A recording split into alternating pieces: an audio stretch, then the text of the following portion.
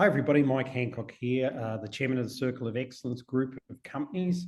And on our call today, we've got Lindsay Adams, or as I call him these days, Sir Lindsay Adams, one step below being knighted by the Queen for service to his industry, the Order of Australia. So that's a big, big thing. And very few people in their life get to have that sort of acknowledgement. So firstly, Lindsay, congratulations and well deserved. Secondly, Lindsay has been around the speaking consulting industry for over 20 years now, and it's about 20 years that I've known him. And he's a fantastic stand-up individual, always fighting on the side of right, which is really good to know and understand. But today he's here to talk to us about how to add an extra stream of income. And let's face it, who doesn't want an extra stream of income in today's marketplace? So, Lindsay, without any further ado, over to you. Thank you, Mike. I am going to share my screen. You should be able to see that now, I hope. Easily seen. So great to be here, and thank you for the invitation. So I'm going to start off with an interesting question. What's your earliest memory? There we go. That is a photo of me at 4 years of age. I'm dressed in my school uniform with my school bag on my back. That's my first day of school. Yep, grade 1, 4 years old. Now, I've got to give you a little bit of context with this. I'm the youngest of 5 boys. Good Catholic family, no girls in our family. Mum said that God knew we couldn't have any girls because goodness knows where they would sleep. Because we lived in a 2-bedroom house in a suburb called Dorrington in Brisbane, Australia. The suburb of Dorrington doesn't exist anymore. It's now being gobbled up by, the postcodes and the whatever. Anyway, apparently I was getting underfoot. Imagine 5 boys. My eldest brother was 14 when I was born, so he would have been 18 years old, I guess, when this photo was taken. And he was like my second mum. And I was getting underfoot, so friends of my parents said, look, just send him to school. He'll be fine. And so off I went to school, in those days, a year earlier than anyone else. And here I am. I've lived to survive to tell the tale. But, I wonder, I don't know, did you have dreams when you were a kid of what you wanted to be? And so what was your plan? It only took me 40 years to find my place. I didn't have any really big dreams of being a rocket scientist or a fireman or anything like that.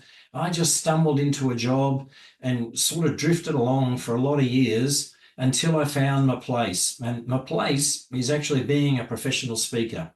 But let me give you a bit of background, a bit more history behind that, and I'll share with you some of my journey. So my first job was with the Australian Taxation Office. How to stop a conversation quickly at a barbecue. So Lindsay, what do you do for a living? Well, I'm an auditor in the tax office. Oh, okay. They shut the conversation down really quick. So the first half of my career was in audit in the tax office. So you name it, I've done it. Serving summonses, collecting debts, auditing books of account, all the charming stuff. And I have to say that I learnt some of the most amazing life lessons during my time in the ATO. Picture this, I'm at a furniture removalist house. He owes us money. I'm sitting at the kitchen table and I'm quoting him chapter and verse from the Income Tax Assessment Act. Sir, do you realise under section 221 F5A of the Income Tax Assessment Act, as amended, that you have a duty to collect tax from your employer's wages and remit said tax by the 7th day of the following month, blah, blah, blah, blah, blah, blah, blah, blah, blah. And if you don't pay said tax, I have the power to seize your truck and sell it in payment of your debt. And you can imagine, I'm 20, right? And this guy, he's a rusty old middle-aged guy, and he says, seize my truck. I said, yes. I thought, I'm getting somewhere here. So he did a bit of a yawn, bit of a casual yawn, and he did a bit of a flick with his hand. He hit the kitchen door, and he said, anyone who wants to seize my truck has to talk to me and my mate. And there, the kitchen door had closed, and there was the shotgun. And I went, oh, okay. And I said, look, I don't want to seize your truck. I'm just a young bloke trying to make a living. You know, if I don't get back with something, my boss is going to be upset with me. And he said, no, all right. And he grabbed his checkbook and he wrote me out a check for a very small amount of money. And he said, there, will that do? And I went, well, it's a start. Now, what I did learn that day was that if you want to get anything from anyone, you have to get into relationship with them first. And if you aren't in relationship, you are not even at the starting line. And so learned a lot of good life lessons. I became a team leader in audit, and I went on a manager development program. And in that manager development program, the Australian government spent about $40,000 just on me. We did 3 placements around the organisation, one of which was in training. And I went, wow, I like this. I'm good at this. And so I actually, when I went back, finished my course, I went sideways out of audit into training. And that's probably 30 years ago. And you know what? I'm not an auditor. I'm a people person. So should never have been in audit. As you know, spent the first 12 months training graduates how to be good auditors. And from there went into more and more generalist HR stuff. Had a fight with my boss. I moved to a different branch, a different office, still in training, had a fight with my boss. We bashed heads, fell to the ground. And I had 12 weeks off work with reactive depression as a result of that episode. Wow. When I came back to work, I went, that's it, I'm out of here. I started applying for jobs, and I got a job with the Queensland Government in Queensland Health. And I was the training manager for Sunshine Coast Regional Health, looked after 3 hospitals, 3,000 allied health staff. Found out that time travel is possible because I went backwards 20 years. Most primitive culture. Arrived on my first day. They said, oh, Lindsay, we've got good news and bad. What would you like first? I said, give me the good news. And they said, good news, you've got an office on all to yourself. And I went, wow, never had an office before. This is cool.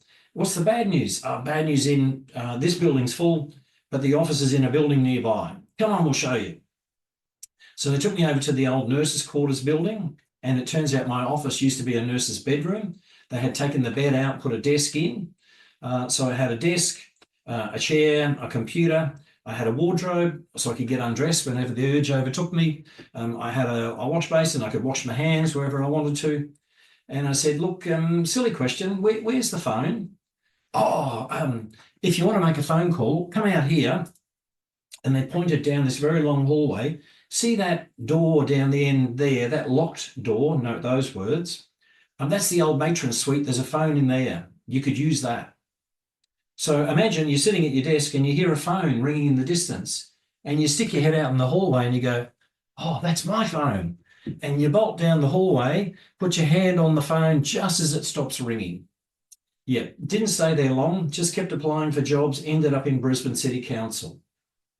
Spent 5 years with them, ended up as one of their senior HR people. The last 2 years I was there, I looked after a team. I had 17 consultants working for me, and we all had to bill for our time.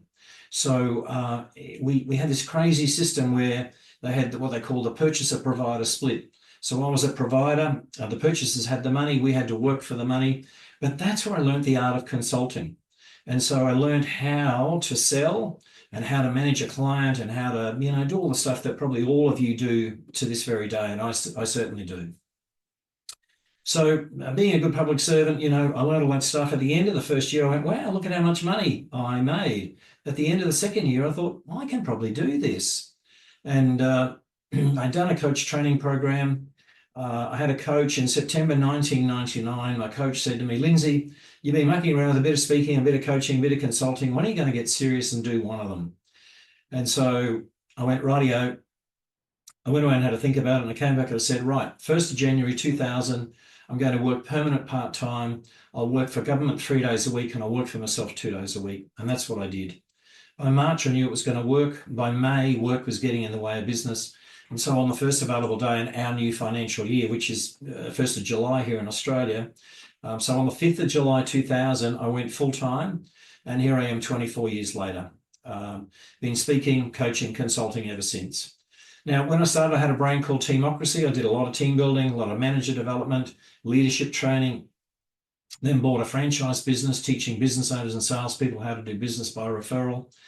And I got rid of that franchise business. I found out that the owners were do as I say, not as I do. Very disappointing. So I was under a non-compete. I couldn't talk about referrals or networking. But what I could talk about was relationships and doing business by relationship. And I had a chance conversation with one of my speaker buddies one day, and she said to me, you know, Lindsay, you do that relationship stuff really well. You're the relationships guy. And I leaned in and I said, what did you just say? She said, you're the relationships guy. And I went, I love that. So I went and looked online, all the URLs were available. I grabbed them all and I christened myself the relationships guy.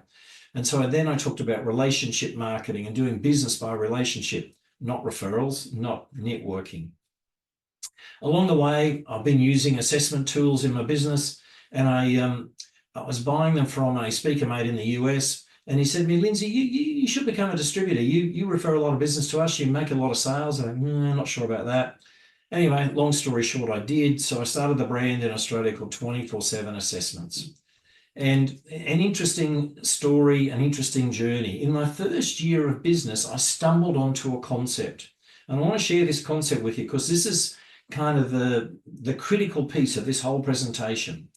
The birth of an idea, year one. I had done business with a company called Team Management Systems, selling a profile called the Team Management Profile. Some of you may have heard of it, created by two guys in Brisbane, Charles Majerus and Dick McCann, very clever guys. And it's a behavioural assessment. And I got a contract with Ergon Energy to work with the executive of one of their divisions. And I did a workshop for them and they loved it so much they hired me to do the whole division. And so I bought that year 180 team management profiles from them. Now I paid $66 for those profiles, but I sold them to the client for $220. I put a fat margin on. So I made a profit of $154 each, and I made $27,720. Now, bear in mind, this is the year 2000. So that's, you know, that's a fair chunk of money back then. And I thought, wow, I'm onto something here.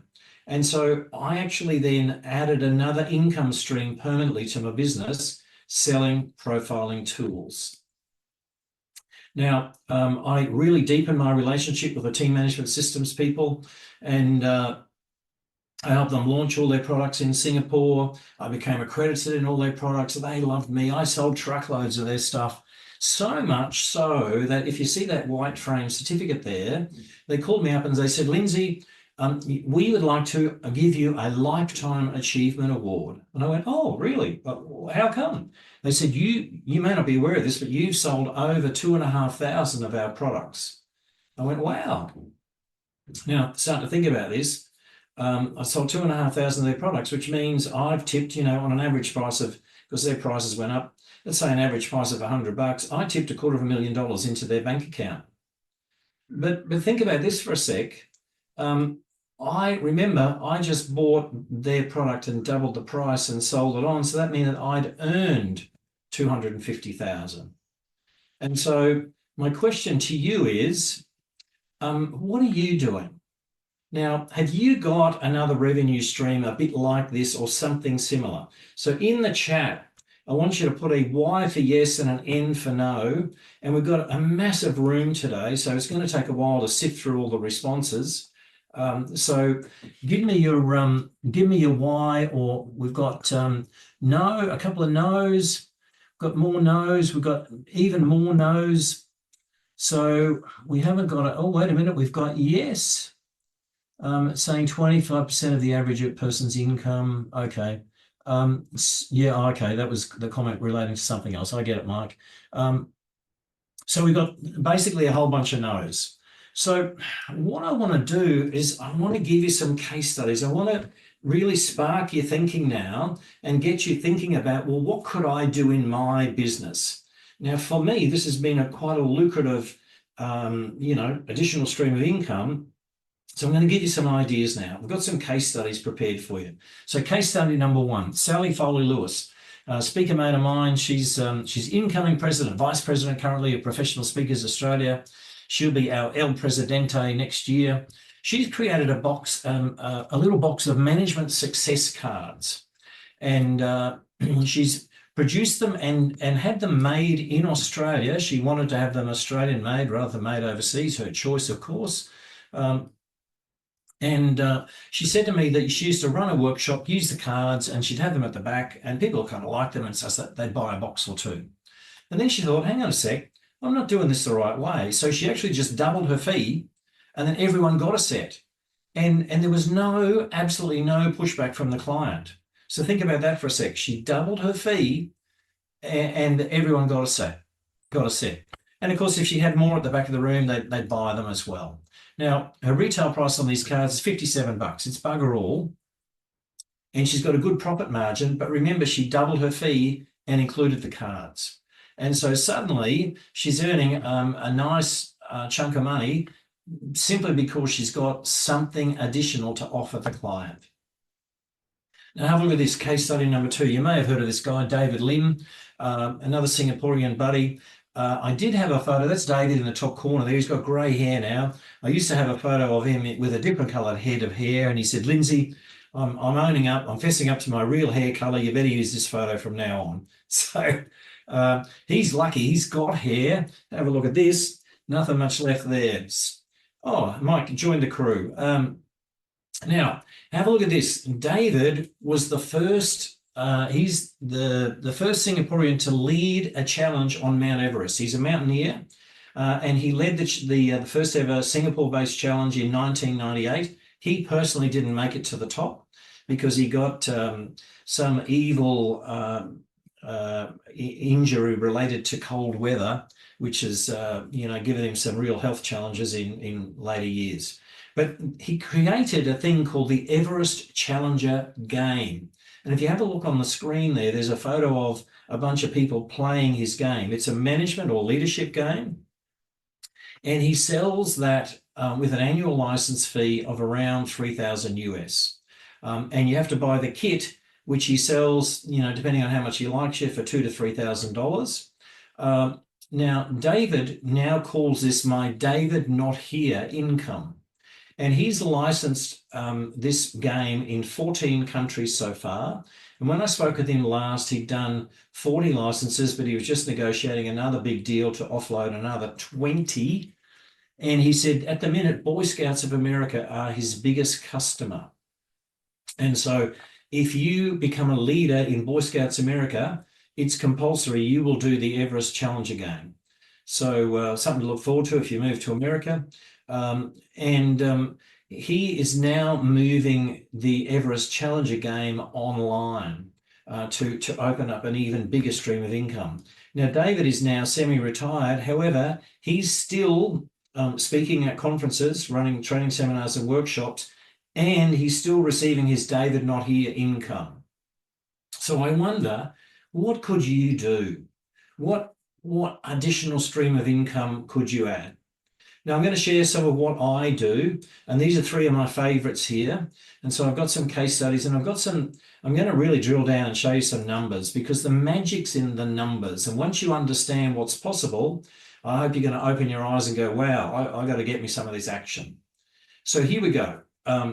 Regional-based client in a little country town west of Brisbane. I was hired to deliver a team building, so 1-day delivery and some additional coaching. I charged them $11,000 for that. Now, I use a thing called the DISC assessment. Now, you're probably all familiar with DISC. It's been around for a long time. Created, William Moulton Marsden wrote a first paper in 1926 about this. Now, he didn't actually develop the DISC profile himself. Other people did. However, he came up with the core concept. Now, Marsden was an interesting guy. He had 2 wives. He had and 4 kids. He had 2 children to each wife. And I've done a lot of research on this guy. In fact, I wrote about him in my first book called The DNA of Business Relationships. And Marsden, I suspect he was a Mormon. I can't really clarify that or not. But one of his wives used to go out and work and earn money, and the other wife stayed home and looked after the children. He discovered also or he came up with the concept of the lie detector, because he noticed that when one of his wives bent the truth, her color, her skin tone changed. So he hypothesized that her systolic pressure, her blood pressure, would change when she told lies or bent the truth. Now, again, he didn't perfect that, but someone went on, got his base information and perfected the lie detector. And another little bit of trivia about Marston, he was the creator of the Wonder Woman comic. There you go. Anyway, interesting guy. He was the father of this DISC profile, which is a 4-quadrant behavioral model. You're probably all familiar with it. In fact, put in the chat, give me a Y if you're familiar with the DISC assessment. Oh, I'm DISC certified, currently doing DISC consultant certification. Good on you. Yep, okay, we've got lots of Ys, so people are very familiar. So here we go. There were 32 people in the room. I charged them $220 for each DISC assessment. Now here's where it gets interesting. My total revenue for the day, $18,000. The profiles only cost me $99. Again, I just went with the same theory. I bought them double the price. So my profit for the day was $14,000. Now, by having those profiling tools, I was able to leverage another 35% profit out of that day. Now, who wouldn't like another 35% profit on every day of consulting or training that you do? So think about that for a sec. 35% revenue. But wait, there's more. Have a look at this. DISC is so versatile. A lot of people say to me, DISC, oh, that old thing, it's been around forever. Yeah, it has. And there's some amazing stuff you can do with it now. So I'm in the Philippines working for an Australian company. They're an outsourcing company. So they've got a building in Clark, in the economic zone there. In that building, they have 200 staff, and all of those staff work for Australian companies, but they live in the Philippines. You know the model. And so they had 30 accountants on staff. And they said to me, Lindsay, we've got a problem with our accounting staff. We've got a high turnover. What can we do to stop that? I said, right, do you know who your best performers are? Oh, yeah, of course we do. I said, right, can you give me 10 names? Yes, we can. So I did 10 profiles on the 10 best performers in the accounting pool. And we created a DISC benchmark. So we got a score so that we knew what the best performing behaviors were in the accounting team. So next time we advertised, we did a recruitment. They put an ad on Philippine Seek, Philippine online recruitment, portal. They got 200 applications. They shortlisted in the usual way. When they got down to a short list of about 10 or so, I said, right, now we profile all these people. So we profiled them and then we matched them against the benchmark. And so we ran a matching tool that I've got, came up with a little report, and we identified who were the best matches to the benchmark. And so we went, right, there's a match, we'll interview them. That one there's not such a good match, we'll put them to one side. There's another match, we'll interview them, put them to one side. You can see how this works. We interviewed only the people that had the best match to the benchmark. And now we knew scientifically that their behaviors were already as good as those of the best performers. So then we had to do the emotional stuff. And so we interviewed looking for, would their value set fit ours? Did they have any weird body piercings or tattoos that would frighten the children? That sort of stuff. Can I work with this person? So have a look at what I charged here now. $5,000 a fee to create the benchmark. Another $5,000 to interpret and make recommendations. So $10,000. My costs, $1,800. My profit on that little exercise, $8,200. So 82% profit. Hands up, who'd like a share of that in every job you do? So you got to start thinking about what else can I add to my business that's going to bring in some extra revenue? Well, what else you might ask? Here's an idea for you. The Business Excellence Indicator. Now, I love this. I call this my money revenue generation tool. So this tool measures the non-financials in business. So culture, leadership, strategy. So a lot of businesses are all over their expenses. They know what their revenue are. They know what their expenses are, but they never worry about measuring how effective is our culture, how good is our leadership, or what strategy have we got. So this tool, it's all about measuring the gap. And you can see here, this is a page out of the report, and it shows you the gap. The gap between the ideal culture and the current organization culture is 54%. The gap with leadership, 71%. There's some big numbers there. And this is data provided by the company, by the employees of the company. It's not the consultant sticking their head in, having a look around and go, well, I think you've got a problem. I know I can solve it. No, this is hard data provided by the company. And so, what's that old saying? Prescription without diagnosis is illegal. So this is actually diagnosing and getting results. So here's another snapshot of the report. So these are the culture-related questions, and you can see the scoring here. And they're the questions, and these are the responses given by the people surveyed. Now, I'm just going to go back to that page for a sec. These responses it's hard data provided by the employees. So you can't be accused of making it up or trying to twist it or bend it to suit yourself.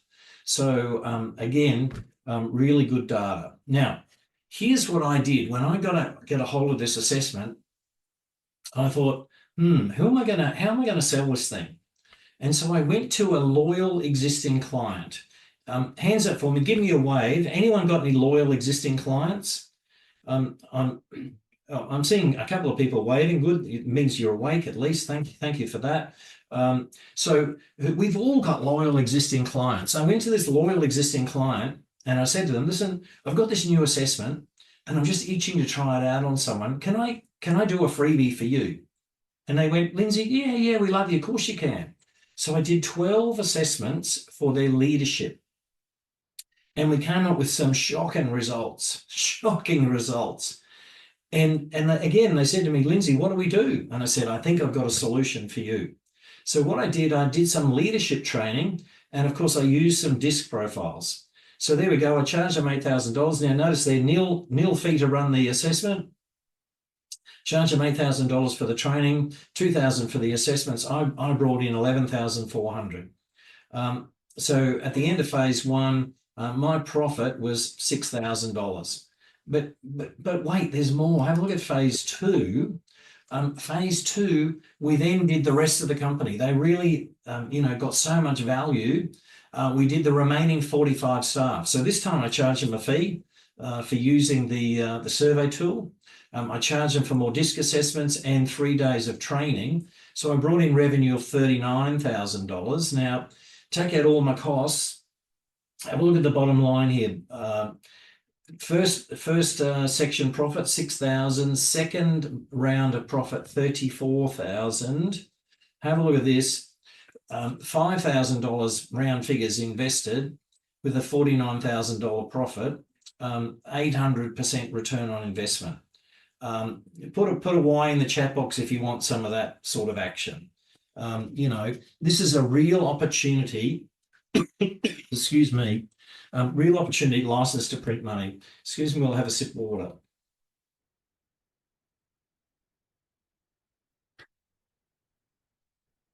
Now, one of the things that I do for consultants, for speakers, for trainers, is help them identify the right kind of product that they could attach to their business. So if you'd like a complimentary product review, scan that little QR code there, and you can register for a half-hour chat with me, and we can pick a time that works for the both of us, and I'll happily go through and do your complimentary audit and just talk about get to understand your business and help you identify what might be the best tools for you. I did this webinar for a bunch of my speaker buddies here in Brisbane. I had 2 of my speaker mates came to me afterwards and they did the product review. And what we came up with them was a leadership game. And so they've now created their own game. And in fact, I just emailed them today and said, I'd love to use you as a case study in my next presentation. They are really starting to kick some goals with this game. They do a lot of work in government here. And they've got a real lot of traction on this game. And so I'm so thrilled that I was able to help them, come up with something. Now, I want to share this one with you. And this is the ultimate tool that I use. And this is called the culture audit. So have a look at the quote here. Culture is a risk, and like any risk, it can be assessed. And the culture audit provides that assessment. Now, this tool is one of the most comprehensive you'll ever find. And when your client completes the culture audit, it gives them a score, a bit like this you see here on the screen. And you can see there that if they score below 64, their performance is poor. This organisation is fair. They get into the green. It's good, great, excellent. So let's have a look at the culture dashboard. This is the stuff that this measures in the culture audit. I've been looking around for a tool like this for a long time, and finally stumbled onto it about 6 months ago. Been in negotiation with them, and now have are going to represent them, or do represent them, to promote this product around the world. So look at this. They measure beliefs and values, focus, clarity of mission, the value of people, quality, making quality decisions, engagement, communication, innovation and change, diversity, equity and inclusion. There isn't anything that this report doesn't cover. This is really, really powerful stuff. And so it's really suitable for organizations of 20 or more. Ideally, I really think 50 is a better number, 50 or more. You can do the whole company. You can do it, you can slice it and dice it, share it, slice up a division, do it by division, or you could take a vertical or an angular slice through the organization and get, some of the senior leaders, some of the middle managers, some of the staff, production, sales, whatever. Now, this one's not cheap. US $15,000 to get a license. But think about this for a second. If you're working with organizations of 50 plus employees and you're going to help them change their culture and really get some return on investment, $15,000 is nothing. You'll get that back in the first assignment. No problem at all. I believe there'd be an immediate ROI using this one. So, again, food for thought, and like everything, it doesn't suit everyone. So I want to share this with you. There's a photo of my dad. By the way, there's my contact details. That's my dad. He was 93 when I took this photo. He's a pretty healthy looking bloke. I love my dad. He's no longer with us, but we had some fab times together. But he shared this saying with me once, and he said to me, a wise Scottish woman once told me, you have to speculate to accumulate. And so I want to challenge your thinking here. You might be looking at this going, holy dooly, this is bloody expensive. Yes, it is. And what could you get back? And I want you to think about your business now. What could you do in your business to add on another stream of income? So I'm going to go now to questions, and I'd invite you to turn on your microphone if you've got any questions. I would love to hear from you. Who's curious? Who's got a burning question? If you want me to tell you who Mike Hancock's hairdresser is, I can share that. We go to the same person. Lindsay, No? I have a question for you, and my question is, so we have a lot of the people on this call and who will be watching this video later on who are inside organizations in some way. What's the best way to introduce an organization to an assessment so that you make sure that you can get them over the line? Do you do a pilot, or what do you do? Yeah, absolutely. You can do as I did with the business excellence indicator and do a little pilot. I did a freebie for the leadership team. Doing a pilot is a really good way to sneak in the door, because once you get the hard data in front of the client, they go, oh my God, we do have a problem. And I think I said before, when you do assessments like this, like the culture audit or the business excellence indicator in particular, there's usually two responses. Response number one is, thanks, Lindsay, we'll look into that. Yeah, we're on to it, which is really code for, we'll get back to it, or sweep it under the carpet. Response number two goes something like this. What do we do now? And so there's your opportunity to go in, and it opens up Pandora's box, and you can actually start to go, well, you've got a problem here, you've got a problem there. True story, Business Excellence Indicator did it with a company. They were about to spend $100,000 on customer service training. And we did the Business Excellence Indicator, excuse me, and we found they had a leadership problem. It wasn't customer service at all, because they were getting, poor results in the market, poor customer feedback, and it wasn't their frontline staff, it was their leaders behind the frontline staff. Let me ask you a second. Thank you.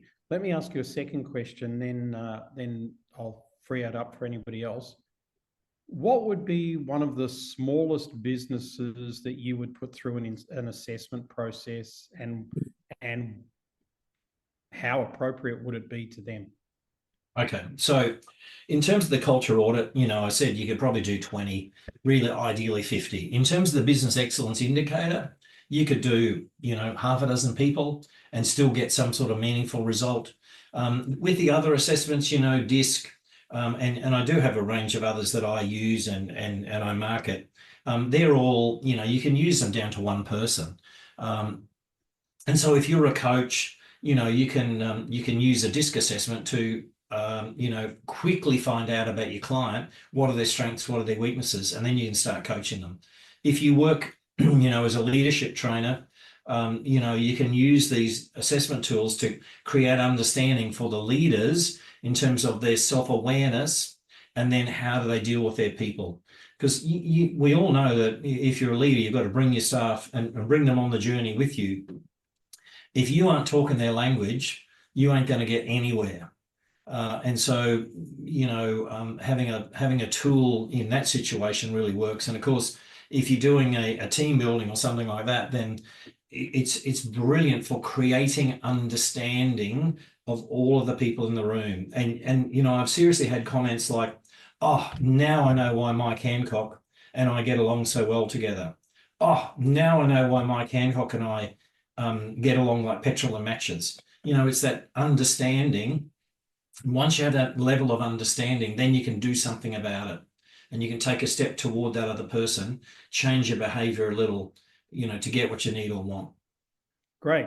So just in recapping, so you're offering to help anybody on this call or watching this call later on to know what sort of assessments they should use, et cetera, et cetera. Yeah, so I've done this now for quite a while, working with other people. Just do a bit of a quick assessment, get an understanding of their business, and there are literally hundreds and hundreds of different avenues that you can use to add another stream of income to your business. Now, okay, I market a set of assessments. Yep, some of them are appropriate, but guess what? There's a bucket load of other stuff out there as well.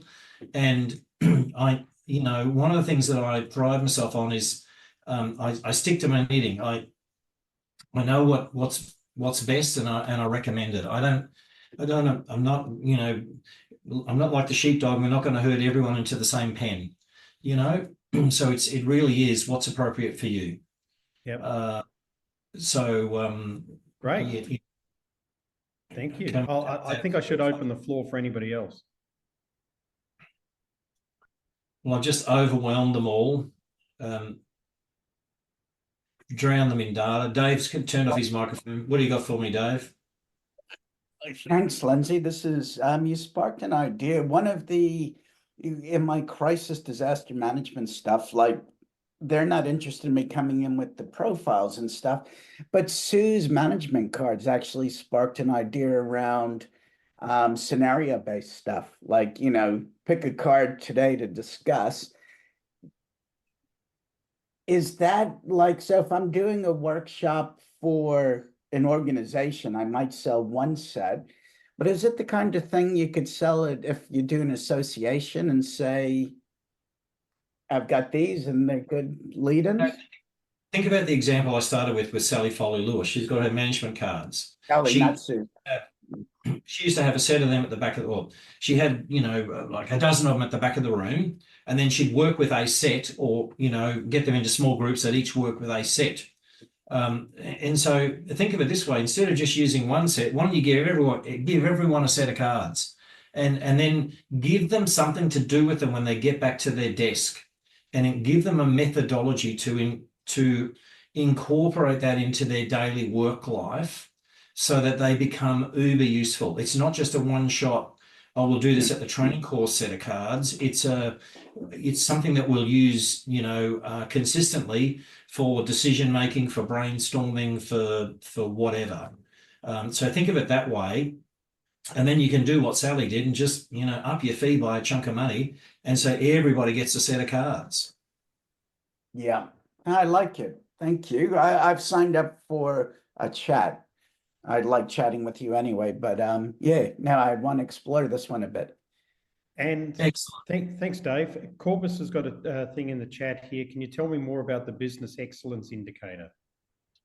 So the business excellence indicator, again, it measures strategy, culture, leadership, and that's all it does. So again, you can run that on a discrete team. You could run it on a slice through the organization. You could run it for a whole organization. So again, with all of these assessments, they're online. So, you give them a link, they go to a questionnaire. All of the responses are anonymous and deliberately kept that way so that we can't pinpoint and go, oh, Cobus is a troublemaker. We can see he scored us badly here. No, we're not going to get that. And then it gives you a comprehensive report with very good scores again, against all of the questions, and you can break it down, as I said, with team or division or whatever. And so once you have that data, then you do a presentation to the leadership team and you say, look, here's your problems, and you come with a set of recommendations. And it might go something like this. Look, I'm an expert in leadership. That's my sweet spot. Mike Hancock is my go-to strategy expert. So he'll come in and do a session on strategy. Now, my buddy Dave Greenberg is an expert on culture, so I'm going to bring him in to do work on culture. So you might bring a whole team approach, or you might just do it all yourself. It depends on how versatile you are as to what's appropriate for the client. And so again, a really good tool for identifying problems. It's a line in the sand piece of work. Once you've got an assessment, you go in and do your intervention, and then you come back in 3, 6, 9, 12 months time and do a second assessment, and you're remeasuring against your baseline. And so then you can track your progress. So again, really, really comprehensive tool. Great. Any other questions? Maybe, Lindsay, you could throw up the QR code again. How do we get, so here's a question. How do we get certified to use these tools with our clients as well? Do we work with you? That is the best question of the day. Here's the thing. Every other supplier of these kinds of assessments requires a huge buy-in to start using their product. With me, you pay nothing. There is no fee to start. You can start using the tools straight up. Now, for some of them, for the Business Excellence Indicator, I'll be there to guide you. With the DISC assessment, for example, now, my business is called 24/7 Assessment, and it's called 24/7 Assessments for a reason. We open up an account for you with you. You get your own username and password, and you can access that account 24/7. So you go in there and you can buy one profile, you can buy 100, you can buy 1,000, you can buy 1,000,000. I don't care. And you can do it anytime you like, 24/7. Now, some of my clients love chatting to me, so they'll ring me up and go, hey, Lindsay, how you doing? I'd love another 50 assessment to, credits. Go, sure. I put the credits in their account, I send them an invoice.